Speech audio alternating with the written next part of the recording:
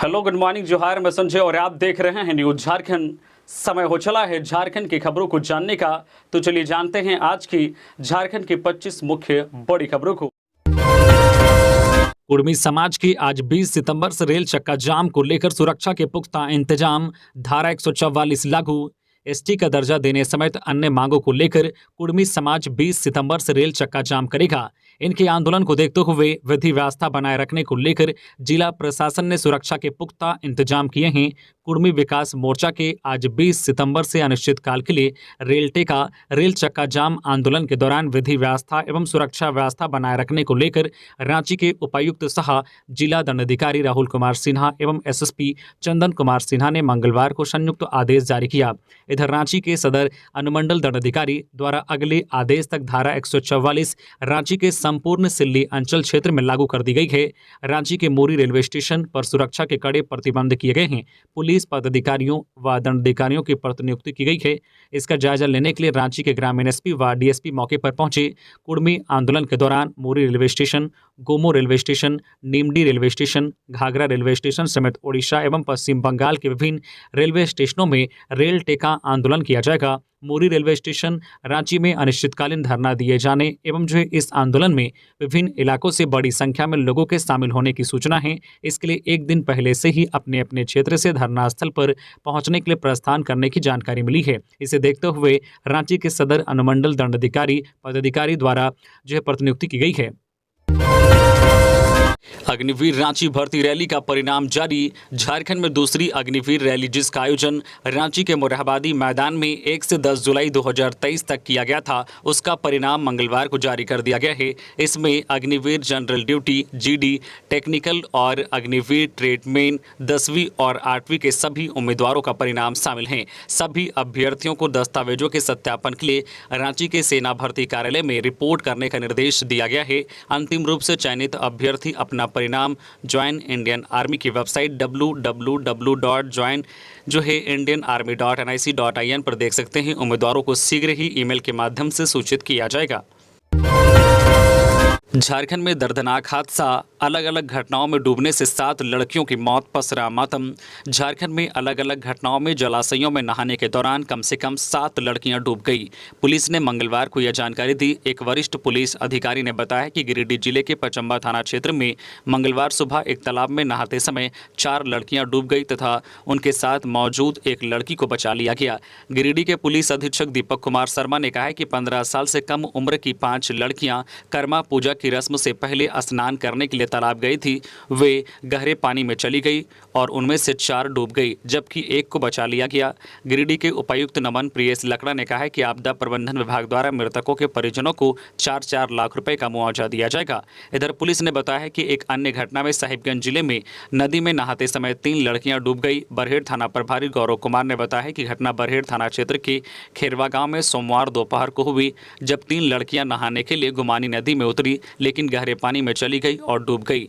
कुमार के मुताबिक मृतक लड़कियों की पहचान मंतसा परवीन 10 वर्षीय, सीमा खातून 11 वर्षीय और सिमन खातून 15 वर्षीय के रूप में की गई है। उन्होंने बताया कि तीनों लड़कियां एक शादी समारोह में शामिल होने के लिए गांव आई थी। उन्होंने बताया कि ग्रामीणों की मदद से शवों को नदी से बाहर निकालकर पोस्टमार्टम के लिए भेज दिया गया। लोकसभा में महिला आरक्षण बिल पेश। कानून बनने के बाद महिला सांसदों की संख्या 181 होगी, लेकिन यह 2024 में लागू नहीं होगा। लोकसभा में 19 सितंबर यानी कि मंगलवार को 128वां संविधान संशोधन बिल यानी नारी शक्ति वंदना विधेयक पेश किया गया। इसके मुताबिक लोकसभा और राज्यों की विधानसभाओं में महिलाओं के लिए 33% रिजर्वेशन लागू किया जाएगा। लोकसभा की 543 सीटों में 181 महिलाओं के लिए आरक्षित होंगी। लोकसभा में इस बिल पर आज 20 सितंबर को सुबह 11 बजे से शाम 6 बजे तक बहस होगी।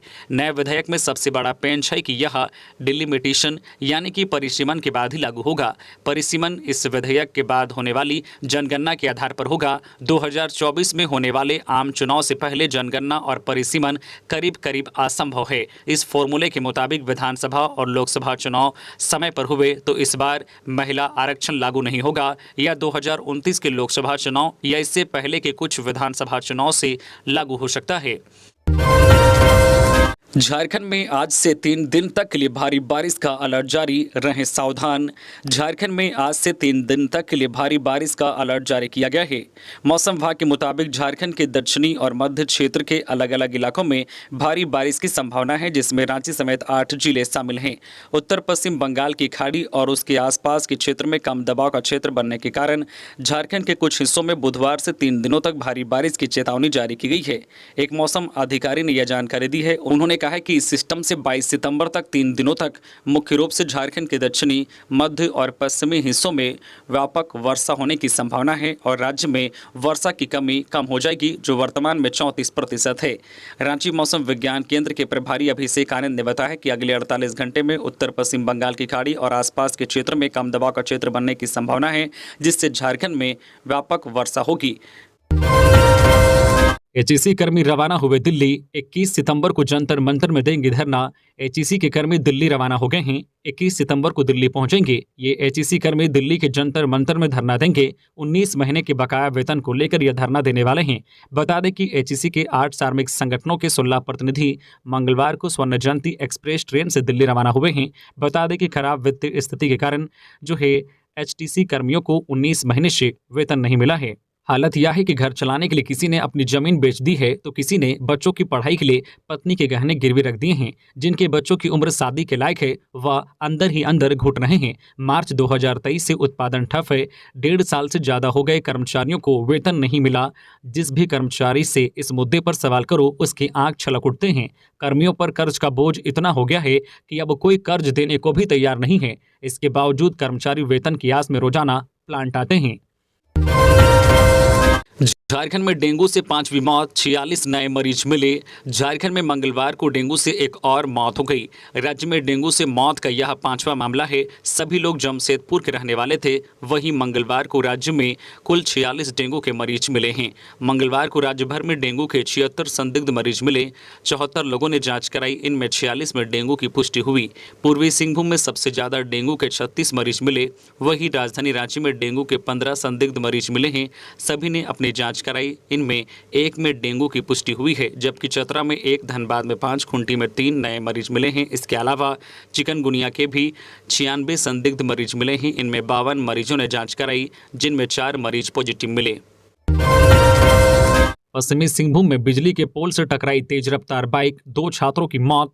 पश्चिमी सिंहभूम जिले के चाबासा मुफस्सिल थाना क्षेत्र के बाईपास मार्ग पर तेज रफ्तार का कहर देखने को मिला है। दरअसल कोल्हान यूनिवर्सिटी स्थित चांपिया पेट्रोल पंप के पास तेज रफ्तार बाइक सड़क किनारे बिजली के पोल से टकरा गई, जिसमें 2 छात्रों की दर्दनाक मौत हो गई है। घटना सोमवार की देर शाम की है। पुलिस ने दोनों शवों को कब्जे में लेकर मंगलवार को पोस्टमार्टम कराकर परिजनों को सौंप दिया है। घटना की जानकारी मिलते ही दोनों मृतकों के परिजनों सदर अस्पताल पहुंचे और हादसे से दोनों के परिवारों में कोहराम मचा हुआ है। मृतकों की पहचान चक्रधरपुर थाना क्षेत्र के इचाकोटी गांव निवासी कुजीत कुमार जोंग को 17 वर्षीय और दूसरा टोंटो थाना क्षेत्र के बामिया बासा गांव निवासी लखन बारी 19 वर्षीय शामिल हैं। सीएम हेमंत सोरेन ने गिरिडीह में 4 लड़कियों की डूबकर हुई मौत पर जताई शोक संवेदना। सीएम हेमंत सोरेन ने गिरिडीह के पचंबा में आहार में डूबकर हुई 4 लड़कियों की मौत पर शोक संवेदना व्यक्त की है। सीएम हेमंत ने शोक संवेदना में कहा है कि गिरिडीह जिले के पचंबा क्षेत्र में तालाब में डूबने से 4 बच्चियों के निधन की दुखद खबर से मन व्यथित है। परमात्मा दिवंगत आत्माओं को शांति प्रदान कर शोकाकुल परिवारजनों को दुख की यह विकट घड़ी सहन करने की शक्ति दे। बता दें कि पचंबा थाना क्षेत्र के सोना महातो आहार में डूबने से हंडाडी गांव की 4 बच्चियों की मौत हो गई। हादसा मंगलवार सुबह उस वक्त हुआ जब 5 बच्चियां कर्मा पर्व के लिए बालू लाने सोना महातो आहार गई थी। हादसे में ओम प्रकाश राणा की 17 साल की बेटी संध्या कुमारी और 15 साल की दिव्या कुमारी, नरेश यादव की पुत्री ममता कुमारी 12 वर्षीय और सृष्टि कुमारी 10 वर्षीय की मौत हो गई। जानकारी के अनुसार एक बच्ची पूजा कुमारी खुद को किसी तरह बचाने में सफल रही। संध्या और दिव्या सगी बहनें हैं। लोहरदगा में घर के बाहर खड़े मामा भांजे की वाहन की चपेट में आने से मौत। स्नेहा थाना के सिरंगहातू में घर के समीप खड़े 2 बच्चों को तेज रफ्तार वाहन ने धक्का मार दिया।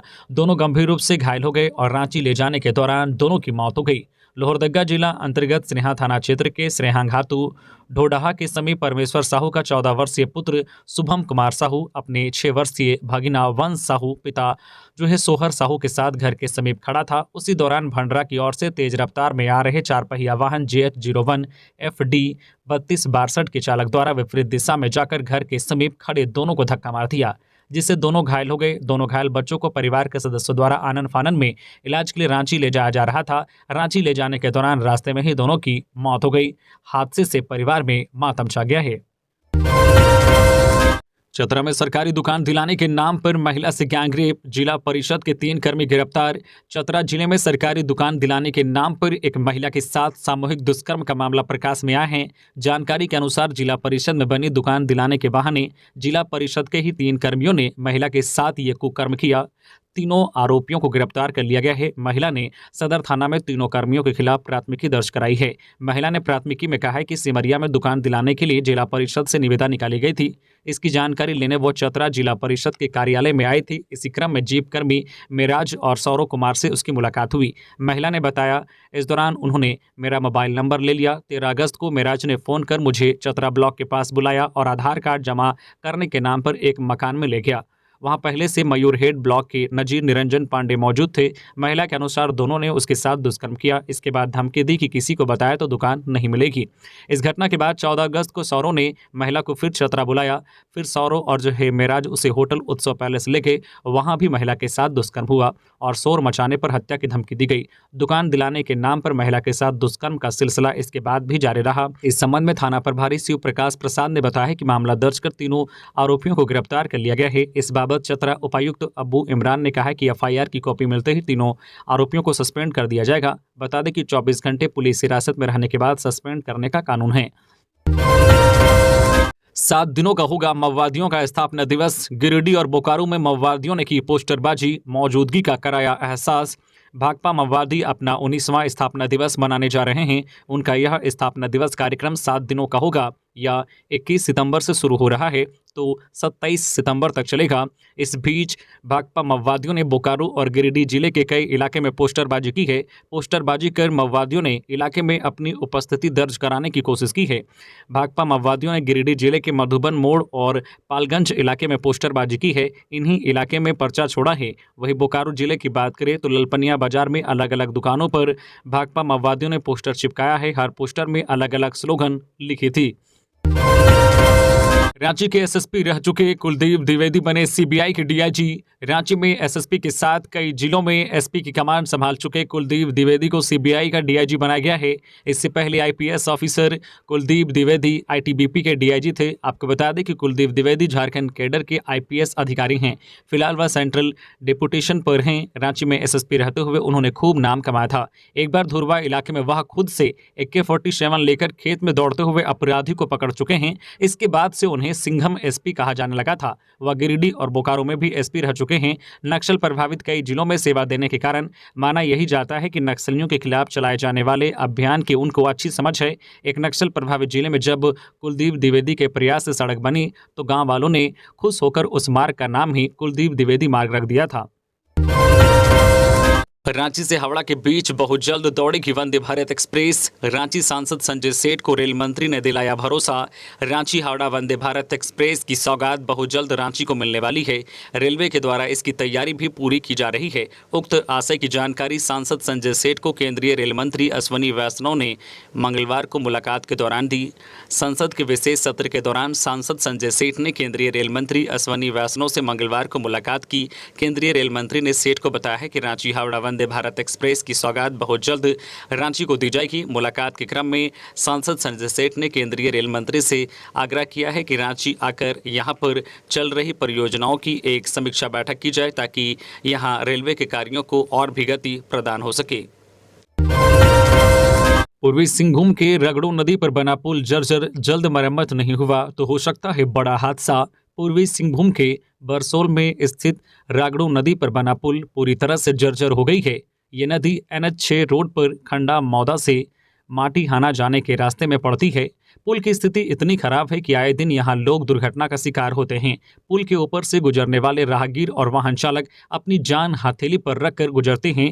गौरतलब है कि यह बहरागोड़ा से पश्चिम बंगाल को जोड़ने वाली मुख्य मार्ग है। राष्ट्रीय राजमार्ग होने की वजह से यहाँ भारी भरकम मालवाहक वाहन और सवारी बस समेत अन्य छोटी बड़ी गाड़ियां इस क्षतिग्रस्त पुल के ऊपर से गुजरती है। पुल को क्षतिग्रस्त हुए काफी वक्त गुजर चुका है, लेकिन प्रशासनिक अधिकारियों और जनप्रतिनिधियों ने इस ओर कोई ध्यान नहीं दिया।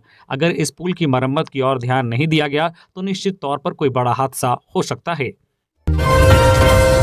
लातेहार में जंगली भालू ने किया हमला। खुखड़ी चुनने सुबह ही गए थे जंगल। घने जंगल में हुआ हमला। रिम्स रेफर पीटीआर के बारेसाड़ वन क्षेत्र के रामसेली जंगल में एक जंगली भालू ने मंगल सिंह 55 वर्षीय नामक व्यक्ति को गंभीर रूप से घायल कर दिया।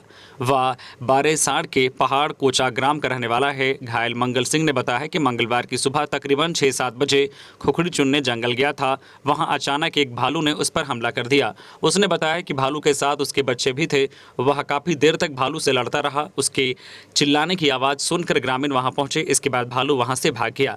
भालू के इस हमले में उसका सिर व शरीर का अन्य हिस्सा लहूलुहान हो गया।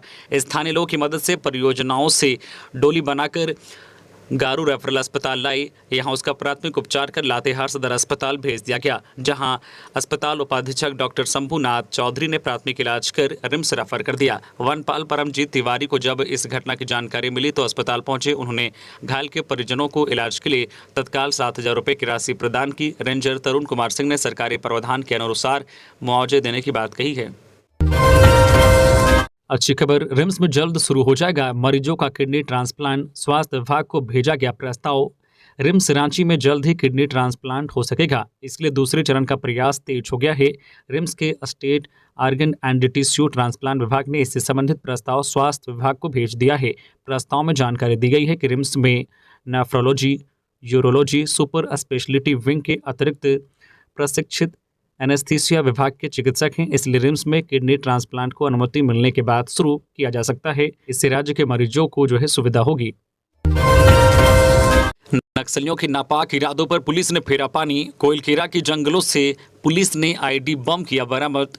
कोल्हान के जंगलों में नक्सलियों के खिलाफ चलाए जा रहे सर्च ऑपरेशन के दौरान सुरक्षा बलों ने मंगलवार को कोइलकेरा थाना अंतर्गत बेड़ा दुइया से हुसीब जाने वाले रास्ते में ग्राम रबुआ हाथों के समीप जंगली व पहाड़ी रास्ते से 8 किलोग्राम का एक आईडी बम और 2 स्पाइक छेद बरामद किया गया है।